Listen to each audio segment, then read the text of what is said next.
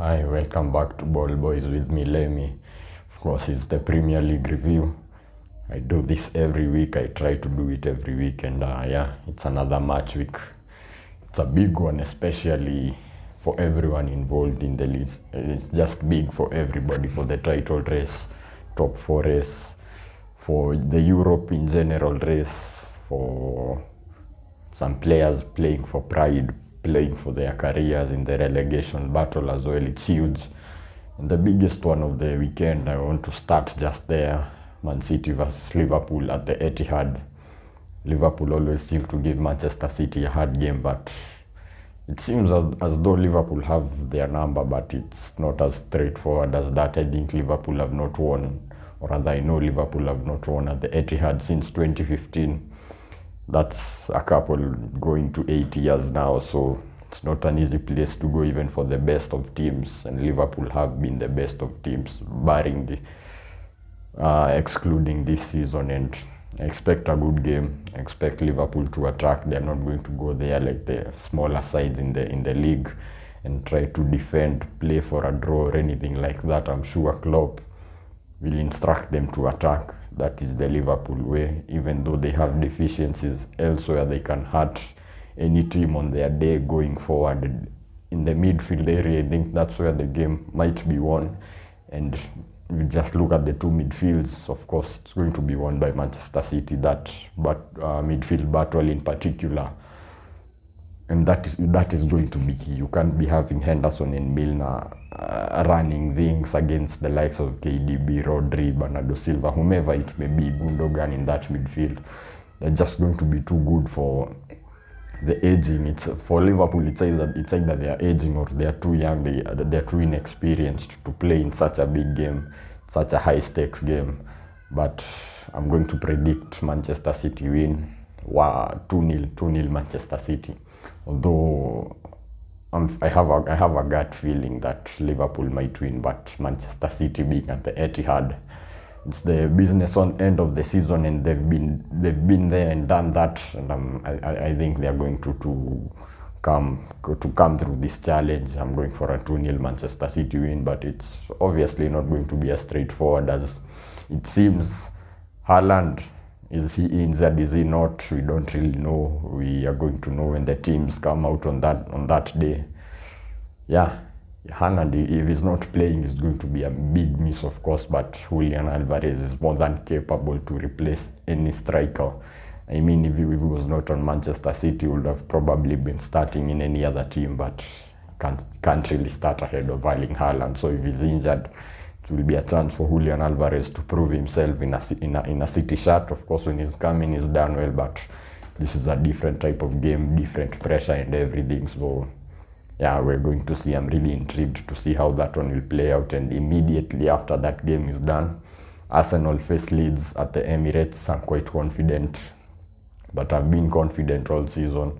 I was confident before the Bournemouth game, and we saw how that turned out. Arsenal managed to get there the very last minute of the game, or even last second of the game, but I think Leeds are going to give us a game. They gave us a really hard game at Elland Road. We won there 1-0. They missed a penalty. They missed a lot of chances actually, and we could have easily lost or even drawn that game. But being at home at the Emirates, I'm sure the team knows, Arteta knows that it's a must-win game, especially when you consider City are playing Liverpool. That's a game they can slip up easily. So we have to win. Regardless of the outcome in that City versus Liverpool game, Arsenal just have to win in order to keep the momentum going and everything, especially considering we face Liverpool next at Anfield as well. But that's a topic for another day. But I'm predicting an Arsenal win. I'm going to go 3-0 Arsenal, quite confident, as I said.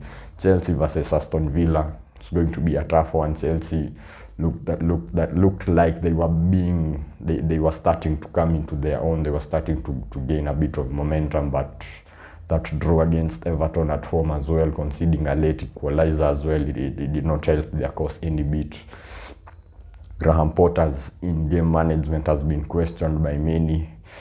It seems as though when he's in front in a game right now, he's just thinking about getting over the line. He's making substitutions that seem naive at the moment, and if you're going to be competing at the very highest level of football, Europe, and even domestic competitions, you need to have a manager who has tactical nous, and it's proven that those who manage to stay at the very top have it in abundance as well. The likes of Arteta, Pep Guardiola. Arteta is just starting out, but you can already see Newcastle versus, I'm predicting a Chelsea win in that game, but Newcastle versus United, that's going to be an intriguing game. It's going to be very intriguing.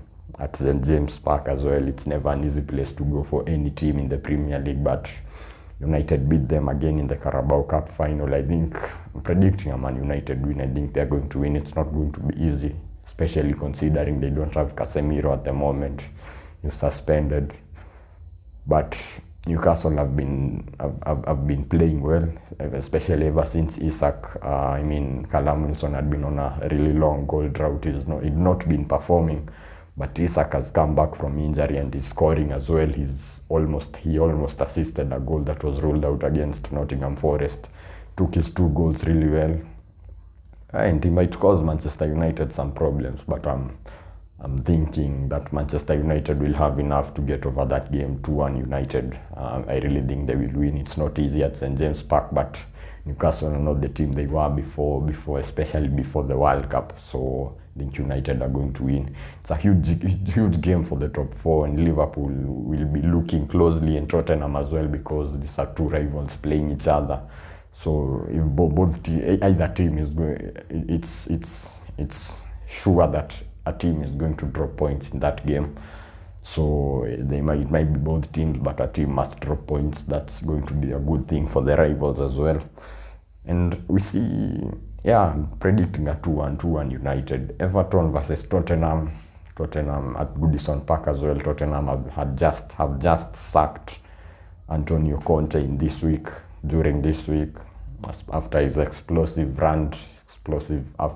post-match interview where he called out the players, called out the club, the culture of the club and everything, said that he had not been in such a situation before. I can remember at some point when we were really struggling, I thought that Conte might be a better fit for this Arsenal team, especially in the short term, because you're not doing well, and as a fan, you don't have the knowledge of what's going on behind the scenes to even have the faintest of ideas that it's going to ever work out. But this one has not worked out with Antonio Conte. Christian Sterling is going to be taking charge alongside Ryan Mason. Let's see where they will take Tottenham, if they will manage to finish top 4. It's going to be a tough ask, but I might just manage it, because I had the players who are fed up of Antonio Conte. They were not playing for him. Maybe his sacking will rejuvenate them. Maybe, who knows, but it's Tottenham. It's the history of the Tottenham. You never know what's going to happen with them. Everton at Goodison Park is a tough ask for anybody on their day, especially now having Sean Dyche as manager.